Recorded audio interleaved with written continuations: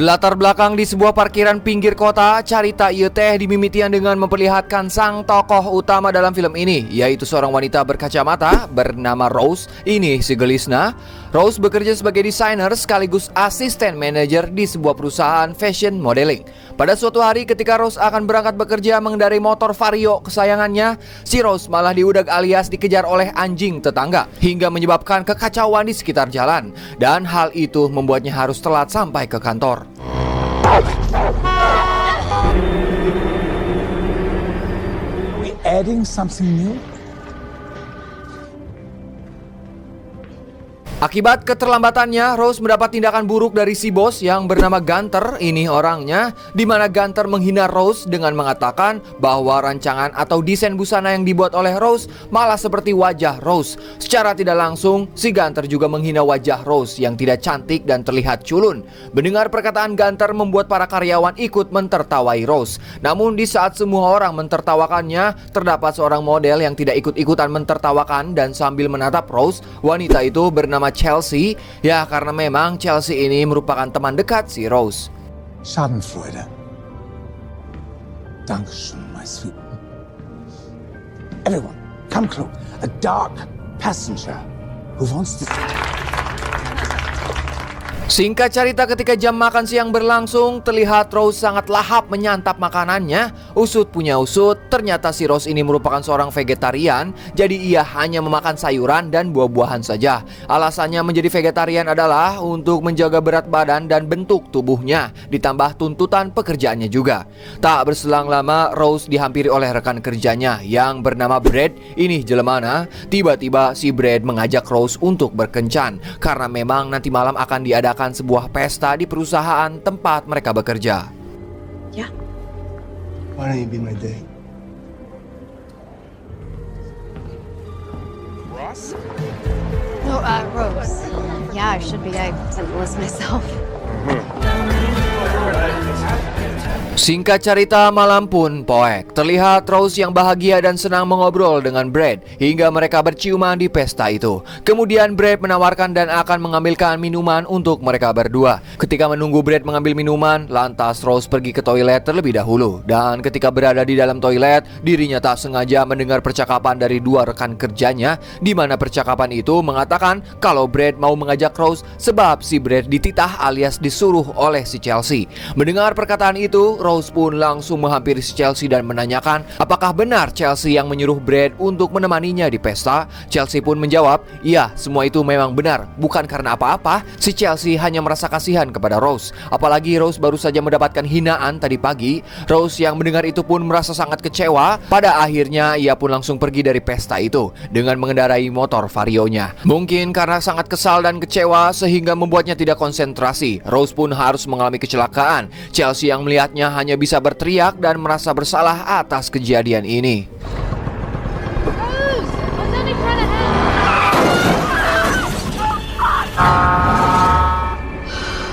Akibat dari kecelakaan itu membuat Rose harus masuk rumah sakit Siloam. Dan bisa kita lihat hampir sekujur tubuh Rose sudah dibalut oleh perban, yang berarti luka akibat kecelakaan kemarin sangatlah parah. Ternyata Rose sudah seminggu dirawat di rumah sakit. Di sana juga ia ditemani oleh sahabat dekatnya, yaitu si Chelsea dan keluarganya Chelsea. Karena Rose ini tidak memiliki siapa-siapa, bisa dibilang yatim piatu atau sebatang kara. Setelah menjalani perawatan selama seminggu, pada hari ini dokter akan membuka perban pada wajah Rose. Dan saat dibuka, mereka semua yang ada di ruangan itu terkejut melihat kondisi wajah Rose, di mana pipi sebelah kirinya hancur hingga terlihat bagian giginya. Easy there. Focus on your rest and recovery. Hey, you're alive, and that's the most important thing.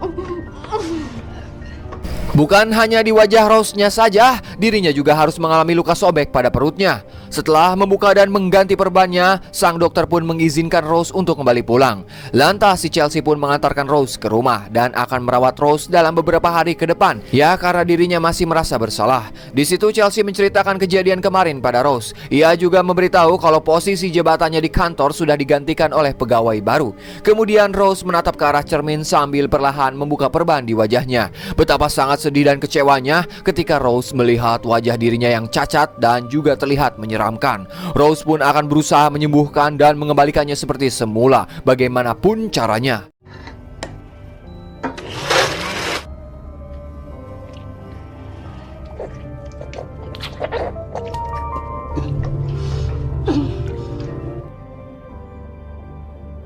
Setelah berusaha mencari tahu tempat atau instansi yang bisa menyembuhkan wajah Rose, akhirnya Rose menemukan jawaban. Pada suatu hari, Rose mendapatkan sebuah email dari klinik bernama Burroughs, yang mana klinik ini bisa mengembalikan wajah Rose dengan program bernama Transhumanism. Singkat cerita, pada keesokannya, Rose ditemani oleh Chelsea dan mereka pun langsung berangkat menuju klinik tersebut. Ketika sudah sampai di tujuan, Rose langsung mendapat penanganan oleh dokter bernama William. Ini dokternya. William ini merupakan dokter utama pada klinik tersebut. Setelah mengecek keadaan wajah Rose, William mengatakan kalau Rose cocok dalam program Transhumanism. Namun faktanya program tersebut belum pernah terrealisasikan. Dalam kata lain, Rose merupakan pasien pertama dalam program itu dan dirinya akan menjadi bahan eksperimen. Namun Rose tidak keberatan dengan hal tersebut, tapi yang membuatnya ragu adalah masalah biaya Rose tentunya. Ia tidak bisa membayar biaya pada program itu. Dr. William menjawab Rose tidak perlu memikirkan masalah biaya jika programnya berhasil. Rose tidak perlu membayar semua program ini. Program ini khusus diberikan gratis untuk Rose. Mendengar kabar itu, tentu saja Rose senang dong. Tanpa lobo omong deui, Rose pun langsung menyetujui program pengembalian wajahnya itu. Opinion that keeps life-changing treatments like. I'll be right outside whenever you're ready.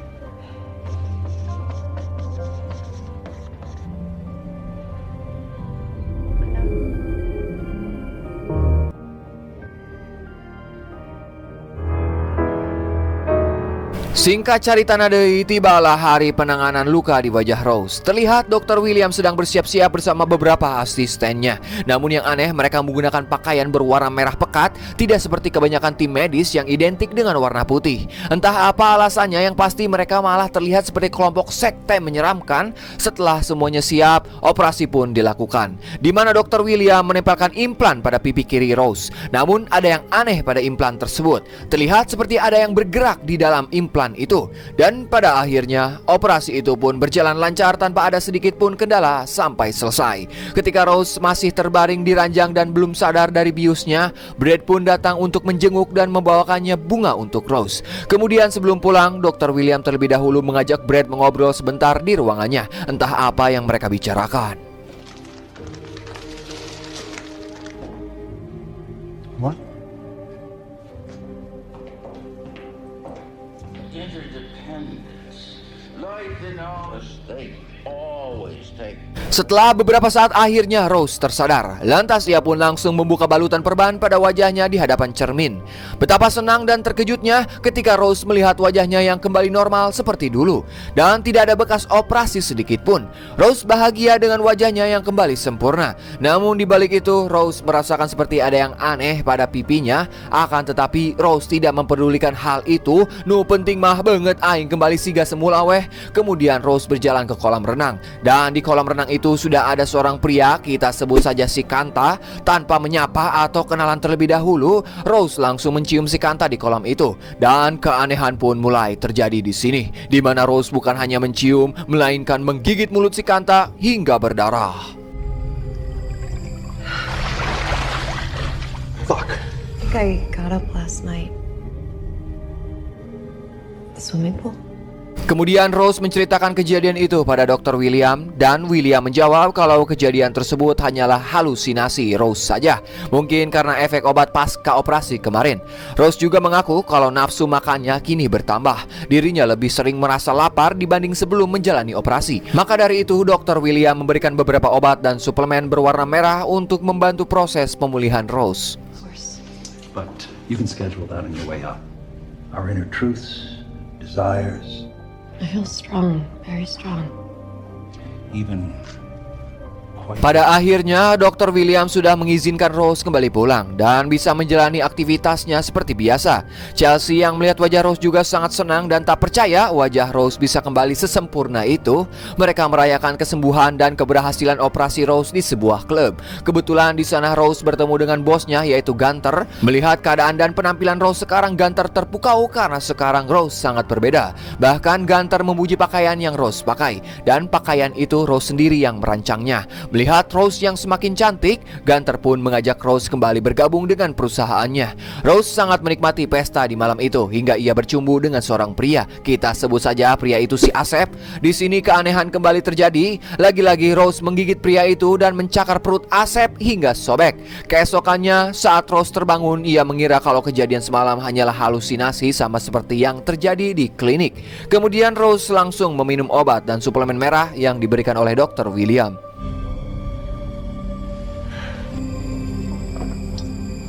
Kemudian kita diperlihatkan pada orang-orang yang sedang syuting, dan salah satu pemain merupakan pria yang Rose gigit di kolam renang, yaitu si Kanta. Awalnya si Kanta ini terlihat biasa saja, tidak ada yang menganehkan. Namun saat syuting dimulai, tiba-tiba si Kanta malah mengamuk dan menyerang kemudian menggigit lawan mainnya dengan sangat sadis. An idea. Trent, we got Trent on set.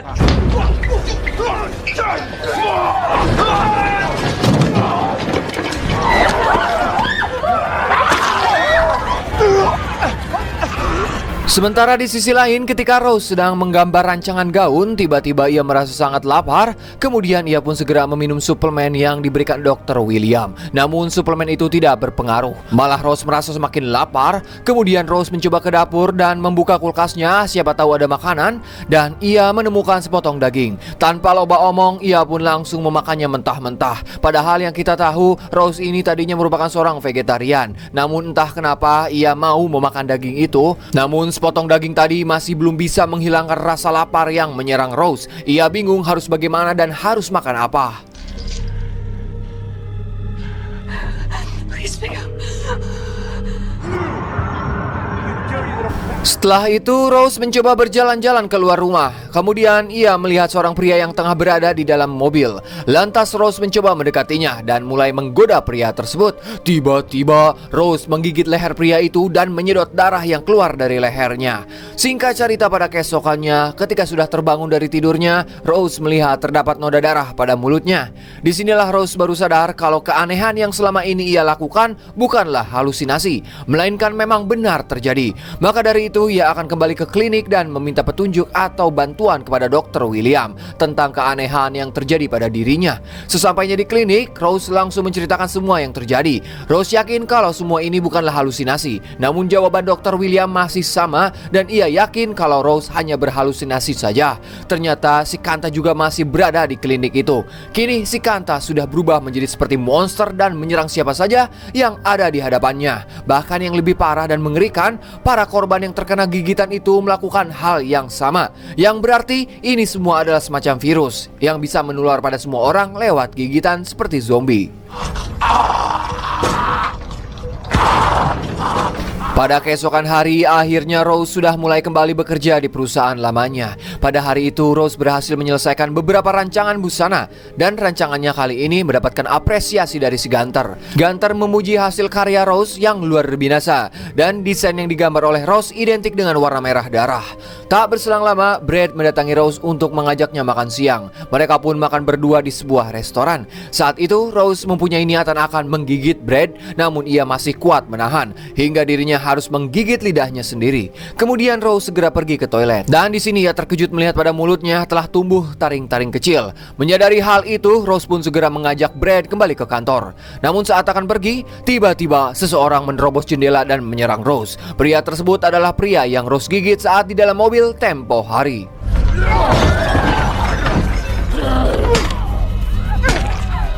Sementara di rumah sakit Siloam, terlihat di sana juga sudah penuh dengan pasien yang masalahnya sama seperti si Kanta. Para dokter dan ilmuwan belum bisa memvonis secara pasti penyakit atau virus apa yang sedang menyerang. Namun mereka menduga kalau penyakit ini semacam penyakit rabies yang bisa menular pada siapa saja yang terkena gigitan penderita. Jika seseorang terinfeksi virus ini, dipastikan orang itu akan berubah menjadi ganas dan rasa tinggi ingin mengkonsumsi darah manusia.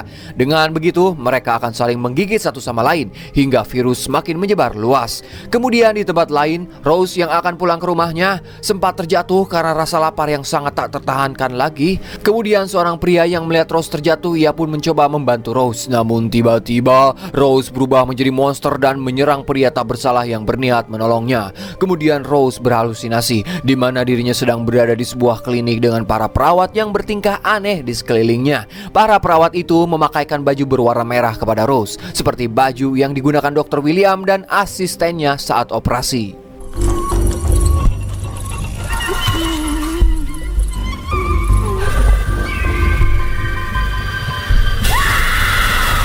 Ternyata semua itu hanyalah mimpi buruk Rose saja. Lagi-lagi Rose merasakan lapar yang tak tertahankan. Ia pun segera meminum suplemen merah yang diberikan oleh Dr. William. Saat meminum, Rose tak sengaja menjatuhkan botolnya hingga pecah. Betapa terkejutnya Rose bahwa yang selama ini ia kira sebagai suplemen, ternyata itu adalah darah manusia yang sangat kental. Setelah itu Rose berangkat ke kantor dan bekerja seperti biasanya. Dan pada hari ini ia berhasil menyelesaikan gaun merah yang disukai oleh Gunter. Kemudian seorang model pun mencoba memakainya di hadapan Gunter dan beberapa orang lain.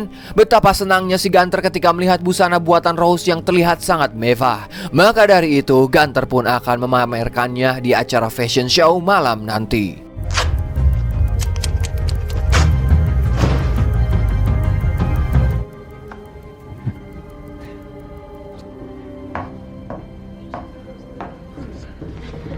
Well, Rouse, move. Very impressive work, Rose. Singkat cerita, acara fashion show pun akan segera dimulai. Terlihat banyak sekali tamu-tamu yang berdatangan. Sementara Rose sibuk mencari Chelsea, karena Chelsea lah model yang akan menggunakan gaun buatannya. Dikala sedang riweuh mencari Chelsea, Rose mendapatkan telepon dari Dr. William dan ia menyuruh Rose untuk segera menemuinya saat itu juga. Namun Rose tidak bisa karena dirinya sedang sibuk dengan acara perusahaannya. Setelah beberapa saat, akhirnya Chelsea datang. Alasannya terlambat adalah karena banyak sekali orang-orang di jalan yang sudah terinfeksi virus. Ternyata si Chelsea ini sudah tergigit dan terinfeksi virus tersebut.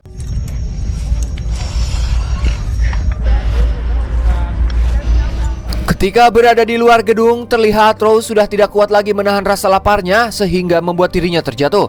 Kemudian muncul dua orang pria yang merekam Rose ketika sedang tergeletak di jalan. Tiba-tiba tubuh Rose mengeluarkan makhluk aneh seperti gurita dan langsung membunuh dua pria yang merekamnya itu.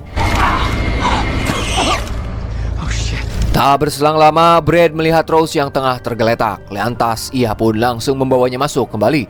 Brad mengajak Rose agar segera menemui Dr. William. Namun Rose menolak karena acara pentingnya akan segera dimulai.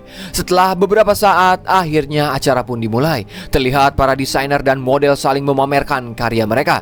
Namun saat karya Rose ditampilkan, tiba-tiba Chelsea mengamuk dan menyerang semua orang di hadapannya. Acara yang tadinya meriah berubah menjadi mencekam. Ditambah anggota kepolisian datang dan langsung menembak Chelsea hingga tewas di tempat.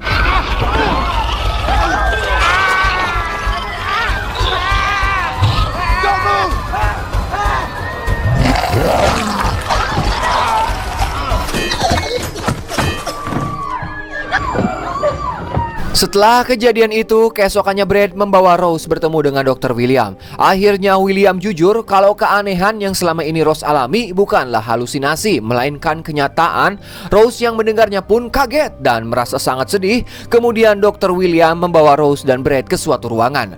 Ternyata ruangan itu semacam kurungan di mana Dr. William bisa memantau mereka dari ruangan lain.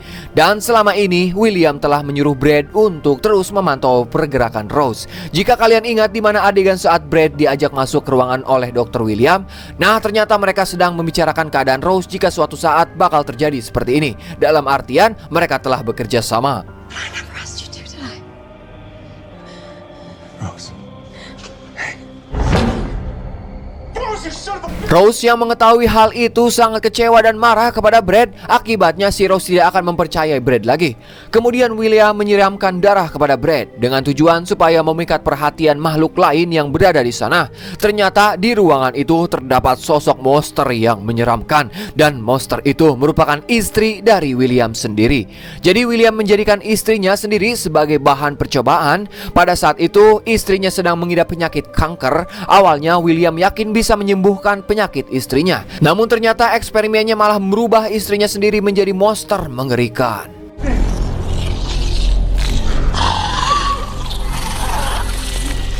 This itself became immortal. I was limiting myself with. Saat monster itu akan menyerang Brad, Rose pun langsung membunuh Brad terlebih dahulu dengan menggunakan tentakel yang keluar dari kelek alias ketiaknya. Kemudian Rose juga membunuh istri William yang sudah menjadi monster itu. Dan terakhir, Rose membunuh dirinya sendiri dengan menggorok lehernya di hadapan Dr. William.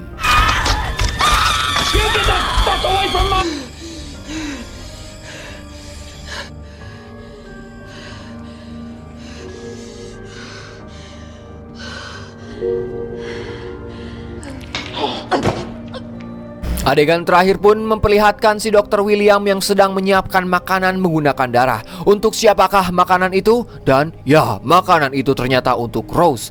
Selama ini Dr. William telah berhasil dengan eksperimennya dan mengubah Rose menjadi manusia abadi. Sudah jelas saat Rose menggorok lehernya sendiri, ternyata ia tidak terbunuh. Pada akhirnya, impian Dr. William selama ini sudah tercapai pada tubuh Rose.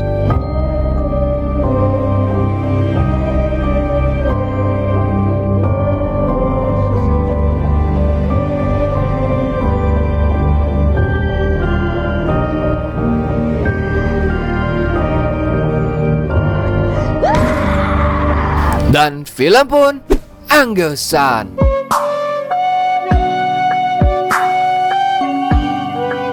Film Rabbit yang dirilis pada tahun 2019 merupakan film remake dari film yang ada pada tahun 1977 dengan judul yang sama. Yowes, mungkin segitu info di pusat mengabarkan. Saya Dharma yang bertugas di area 51 mengucapkan hatur nuhun. Dan tak luput saya selalu mendoakan kalian semua diberi kesehatan selalu, dilancarkan rezekinya, dipermudah segala urusana. Sampai jumpa di video selanjutnya. Hampura si Bapak Hansipna lagi sakit, jadi biar saya saja yang closingan. Wassalamualaikum bro. Atau selamanya.